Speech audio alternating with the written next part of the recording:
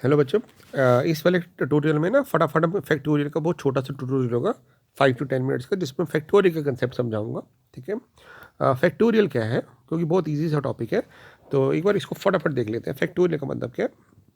Factorial का मतलब होता है, फैक्टोरियल को हमने खुद डिफाइन किया हुआ है ताकि हम जो कह सकते हैं कैलकुलेशन होती है उसको एक ईजी वे में एक्सप्रेस कर सकें, इसलिए हमने फैक्टोरियल का कंसेप्ट बनाया है। फैक्टोरियल को हम डिनोट करते हैं, कुछ बुक्स में इसको इस तरह से लिखा होता है, इस साइन से, और कुछ को इस तरह से लिखा होता है कुछ बुक्स में, तो दोनों एक्सेप्टेबल है। फैक्टोरियल का मतलब है, पहली बात मैं एक चीज़ बता दूं कि फैक्टोरियल हम जनरली किसी भी नंबर का निकाल सकते हैं, बट आपकी 11th एंड 12th में ये रिस्ट्रिक्टेड है कि आपको होल नंबर का ही फैक्टोरियल निकालना है। Otherwise you can find out the factorial of any real number, मतलब basically positive number, rational number निकाल सकते हैं, क्योंकि फैक्टोरियल कनेक्टेड है गामा फंक्शन से। अगर आप हायर स्टडीज़ में जाएंगे तो हम पढ़ेंगे आगे कि गामा फंक्शन जो होता है ई की पावर माइनस एक्स की power n minus one d x जो होता है gamma of n plus one होता है, जिसको हम एन फैक्टोरियल भी कह सकते हैं। तो इस तरह से हम ना आगे पढ़ोगे कि अब हाफ फैक्टोरियल भी निकाल सकते हैं, gamma half, gamma 3/2। But 11th and 12th course में आप में 11th और 12th के कोर्स में आपके पास लिमिटेड जो है वो सिर्फ होल नंबर्स का फैक्टोरियल अवेलेबल है, तो हमें इस होल नंबर्स का फैक्टोरियल सीखना है। तो बात करते हैं फैक्टोरियल की। एन फैक्टोरियल जो होता है बेसिकली, या हम कहें कि एन प्लस वन फैक्टोरियल जो होता है वो होता है एन इंटू एन फैक्टोरियल। ठीक है, n plus one into n factorial. और इसी से मैं ये भी कह सकता हूँ, अभी मैं थोड़ा सा इसको और क्लियर करता हूँ, कि अगर मैं बोलूँ एन फैक्टोरियल क्या होगा, तो हम इसको कह सकते हैं n into n minus one factorial. तो फैक्टोरियल क्या चीज़ हुई? ठीक है, तो फैक्टोरियल बेसिकली हो गया हमारे पास, factorial is the product of any number with their consecutive previous numbers till 1। ठीक है, अब इसका मतलब क्या हो गया हमारे पास, कि अगर मैं आपसे पूछूं कि 2 फैक्टोरियल क्या होगा, तो आप कहेंगे 2 फैक्टोरियल का मतलब है 2 इंटू वन, यानी 2। मैं पूछूं आपसे 3 फैक्टोरियल क्या होगा, तो आप कहेंगे 3 इंटू टू इंटू वन, यानी 3 इंटू टू इंटू वन कितना हो गया, 6 हो गया। ठीक है, और हम कहें, अगर आपसे बात करूं कि 4 फैक्टोरियल क्या होगा, तो आपको ना कुछ फैक्टोरियल याद रखने हैं कि अप टू 6 फैक्टोरियल 7 फैक्टोरियल के रिजल्ट याद रखने हैं। तो 4 फैक्टोरियल का रिजल्ट 24 होता है। कैसे? 4 into three into two into one, 24। ऐसी 5 फैक्टोरियल की बात करें तो 5 फैक्टोरियल हमारा हो जाएगा 120, क्योंकि 5 into four into three into two into one.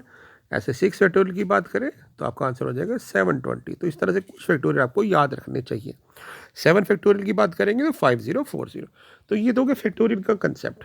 ठीक है, फैक्टोरियल का कंसेप्ट। अब चलते हैं और फैक्टोरियल के बारे में हमें क्या पता होना चाहिए, कि फैक्टोरियल में नॉर्मल मैथमेटिकल ऑपरेशन नहीं लगते। कि जैसे अगर मैं बोलूँ m factorial plus n factorial क्या होगा, तो आप ये नहीं कह सकते कि it is equal to m plus n factorial, ये गलत है। दूसरा, अगर मैं बात करूँ एम फैक्टोरियल माइनस फैक्टोरियल, तो यहाँ पे भी नॉर्मल मैथमेटिकल ऑपरेशन नहीं लगते कि आप सोचें कि इसको लिखेंगे एम माइनस एन फैक्टोरियल है। No, it is wrong. उसी तरह से m factorial into n factorial जो होता है उसको हम एम एन फैक्टोरियल नहीं लिख सकते।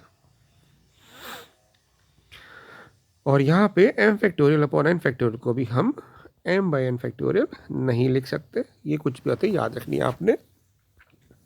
दूसरी बात क्या याद रखनी है, कि फैक्टोरियल को, जो मैंने बताया आपको, कि हम एन फैक्टोरियल को लिख सकते हैं, मतलब हम फैक्टोरियल को कहीं भी रोक सकते हैं। ठीक है, जैसे मैंने बताया कि एन फैक्टोरियल को हम लिख सकते हैं n into n minus one factorial, तो उसी तरह से हम कह सकते हैं कि एन माइनस वन फैक्टोरियल का जो फॉर्मूला होगा ना, वो हो जाएगा एन फैक्टोरियल अपॉन एन। ठीक है, and this formula is applicable for all value of n except zero. Zero के लिए अवेलेबल नहीं है। तो अगर मैं इस फॉर्मूले से जीरो फैक्टोरियल निकालने की बात करूं, तो मैं क्या करता हूं, एन को ना यहाँ पे वन पुट कर देता हूं। तो एन को जब वन पुट करेंगे तो ये क्या आ जाएगा, zero factorial equal to one factorial upon one, और वन फैक्टोरियल वन होता है, तो ये आ जाएगा जीरो फैक्टोरियल। तो जीरो फैक्टोरियल की वैल्यू आपको याद रखनी है, वन होगी, जो हमने इधर से निकाल ली। अदरवाइज आप गामा फंक्शन को, जो मैंने एग्जांपल बताया है, अगर आपको इंटीग्रेशन याद हो, ध्यान थोड़ा सा करा होगा आपने, तो उस इंटीग्रेशन से भी इसका रीजन निकाल सकते हैं कि ये हमारा होता है एन फैक्टोरियल। ठीक है ना, ये गामा फंक्शन ऑफ एन है, तो इसको हम एन माइनस वन फैक्टोरियल कह देंगे। तो n माइनस वन फैक्टोरियल। अगर मुझे गामा फंक्शन ऑफ जीरो निकालना है, मतलब मेरे को जीरो फैक्टोरियल निकालना है, तो मैं n की वैल्यू ना यहाँ 1 पुट कर दूंगा, और n की वैल्यू जब 1 पुट करूंगा तो मेरे पास जीरो फैक्टोरियल आ जाएगा 0 टू इन्फिनिटी ई की पावर माइनस एक्स, और जब मैं ई की पावर माइनस एक्स का इंटीग्रेशन करूंगा 0 टू इन्फिनिटी तो मेरा आंसर 1 आएगा। तो इससे भी आप कह सकते हैं तो गामा फंक्शन ऑफ n जो होता है वो ई की पावर माइनस एक्स, एक्स की पावर n माइनस वन का इंटीग्रेशन होता है 0 टू इन्फिनिटी, और इसको हम n माइनस वन फैक्टोरियल भी कहते हैं। ठीक है, तो जीरो फैक्टोरियल हम इससे भी निकाल सकते हैं। अब चलते हैं आगे। तो हमने क्या क्या सीख लिया? फैक्टोरियल इज सिंपली लैंग्वेज में कहा जाए तो हम कह सकते हैं it is a product of its previous number till 1। कुछ फैक्टोरियल हमें याद होने चाहिए अप टू 7। जीरो फैक्टोरियल 1 होता है, हमारे पास ये पता होना चाहिए। नॉर्मल मैथमेटिकल ऑपरेशन हमारे नहीं लगते, ये हमें पता होना चाहिए। ठीक है, और हम फैक्टोरियल को कहीं भी रोक सकते हैं इन द सेंस, अगर मेरे पास कैलकुलेशन में इस तरह से आ गया, मान लेते हैं मेरे पास आ गया 10 फैक्टोरियल अपॉन 9 फैक्टोरियल, तो ये नहीं लिखूंगा कि मैं 10 को लिखूंगा पहले 1 तक और फिर उसको कट करूंगा इस तरह से, नहीं। तो मैं लिखूंगा कि 10 अगर मैं लिखना भी चाहूँ, चलो समझाता हूँ मैं। अगर मैं इसको लिखूँ 10 इंटू 9 इंटू 8 इंटू 7 इंटू 1, ऐसी 9 factorial as it is run देता हूँ, तो मैं क्या देख रहा हूँ कि 10 को अगर मैं छोड़ दूँ तो ये सारे के सारे तो फैक्टोरियल बन रहा है। इसका मतलब मैं इसको 10 इंटू 9 फैक्टोरियल लिख सकता हूँ, और उस केस में फिर मैं इसको काट सकता हूँ, यानी फैक्टोरियल को कहीं भी रोक सकते हैं अगर रोकना चाहे तो। ठीक है, इसका मतलब क्या है कि अगर मेरे पास क्वेश्चन ऐसा होता है 10 फैक्टोरियल अपॉन 8 फैक्टोरियल, तो मुझे पता है कि 10 को जब मैं सॉल्व करूंगा तो ये आएगा 10 इंटू 9 इंटू 8 फैक्टोरियल, और 8 फैक्टोरियल पर रोक देता हूँ तो हम कहीं पे भी उसको प्रीवियस में रोक सकते हैं, इसका आंसर 90 आ जाएगा। तो इस तरह से हम क्वेश्चंस को करते हैं। ठीक है, तो एक बार एनसीईआरटी डिस्कस करें फटाफट। एनसीईआरटी क्या है देखें, तो एनसीईआरटी में फर्स्ट क्वेश्चन है 8 फैक्टोरियल की वैल्यू निकालो। तो हमने तो याद होगा, मैंने आपको बोला था याद ही रख लो, 0 फैक्टोरियल 1 होता है, 1 factorial 1, 2 factorial 2, 3 factorial 6, 4 factorial 24, 5 factorial 120, 6 factorial 720, 7 factorial हो जाएगा आपके पास 720 इंटू 7 यानी 5040। जब आप ये याद कर लोगे तो आप डायरेक्टली 8 फैक्टोरियल की बात जब करोगे तो 8 फैक्टोरियल क्या हो जाएगा 8 इंटू 5040, और जब हम इसको सॉल्व करेंगे तो 0, 32 और 40, तो ये आपका आंसर आ जाएगा। अब बात करते हैं सेकंड पार्ट की। तो 4 फैक्टोरियल हमारा था 24, 3 फैक्टोरियल था 6, तो ये आंसर आ जाएगा हमारा 18। तो इस तरह से हम फैक्टोरियल की बात भी कर सकते हैं।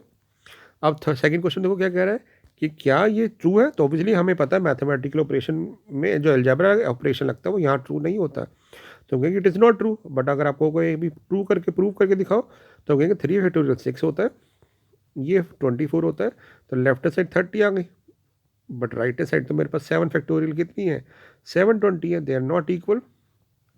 ये साइड है ये साइड है, दोनों इक्वल नहीं है, इसलिए ये ट्रू नहीं है। थर्ड क्वेश्चन की बात करते हैं। थर्ड क्वेश्चन में हमें इसको सॉल्व करना है, तो हम लिखेंगे 8 इंटू 7 इंटू 6 फैक्टोरियल, नीचे 6 फैक्टोरियल है, इसको कट कर देते हैं, कट जाएगा तो ये आ जाएगा 56 अपॉन 2, जिसको कट करेंगे तो आ जाएगा 28। ये आपका आंसर आ गया। फोर्थ क्वेश्चन की बात करते हैं। अब फोर्थ क्वेश्चन में आपको बेटा इसको दो तरीके से कर सकते हो, या तो इसका आप एलसीएम ले लो, 7 फैक्टोरियल 6 फैक्टोरियल का एलसीएम जो आएगा वो बिगर फैक्टोरियल आएगा, क्योंकि 7 फैक्टोरियल को लिख सकते हैं ना 7 इंटू 6 फैक्टोरियल, तो एलसीएम 7 फैक्टोरियल आएगा। नहीं तो आप क्या करो इस 8 को ना उधर ले जाओ, तो जब 8 को राइट साइड ले जाओगे तो ये बन जाएगा 8 factorial upon 6 factorial plus 8 factorial upon 7 factorial equal to x. अब 8 फैक्टोरियल को लिख सकते हैं आप 8 इंटू 7 इंटू 6 फैक्टोरियल, ये हो जाएगा 8 इंटू 7 फैक्टोरियल, ये कैंसिल आउट हो गया, ये कैंसिल आउट हो गया, तो 56 प्लस 8, तो x की वैल्यू आ जाएगी 64। तो इस तरह से हम इसको सॉल्व कर सकते हैं, अदरवाइज आप एलसीएम लेके भी कर सकते थे। ठीक है, चलते हैं अब अगले क्वेश्चन की तरफ। Last question, fifth question NCERT का, हमारे 2 एक्सरसाइज ओवर हो जाएगी, तो बहुत ईजी से एक्सरसाइज है। यहाँ कह रहे हैं n factorial upon n minus r factorial निकालो, वेर एन इज 6, तो एन को 6 पुट करेंगे तो हमें 6 factorial upon n minus r निकालना है, इन दोनों का डिफरेंस आ जाएगा 4 फैक्टोरियल, यानी हमें 6 फैक्टोरियल अपॉन 4 फैक्टोरियल निकालना है। तो 6 फैक्टोरियल इंटू 5 इंटू 4 फैक्टोरियल लिख सकते हैं, 4 फैक्टोरियल कट जाएगा तो हमारा आंसर आ जाएगा 30। आप चलते हैं सेकेंड पार्ट पे। तो यहाँ पे हमें निकालना है एन फैक्टोरियल यानी 9 फैक्टोरियल और अपॉन में इनका डिफरेंस 4 फैक्टोरियल। सॉल्व करते हैं 9 इंटू 8 इंटू 7 इंटू 5 और इंटू 4 फैक्टोरियल। 4 फैक्टोरियल से 4 फैक्टोरियल कट जाएगा तो हमारे पास आंसर कितना आ जाएगा, ये आ गया 8×72 72, ये आ जाएगा 30 इंटू 7 210। इसको मल्टीप्लाई कर लेते हैं तो 0, 21 इंटू 2 करेंगे तो 42, 4 कैरी, 7 21 इंटू 7 करेंगे तो आ जाएगा 147 और 4 तो 151। तो ये हमारा आंसर आ गया। तो इस तरह से आप सॉल्व कर सकते हैं। तो हमने बेसिक पीएनसी का पढ़ लिया है और उसके बेसिस पे हमने फैक्टोरियल का कंसेप्ट भी कर चुके हैं। ठीक है, तो हम आपको कुछ फैक्टोरियल याद भी रखना है तो कोशिश करिए फैक्टोरियल की वैल्यूज़ को याद रखा जाए। Thank you.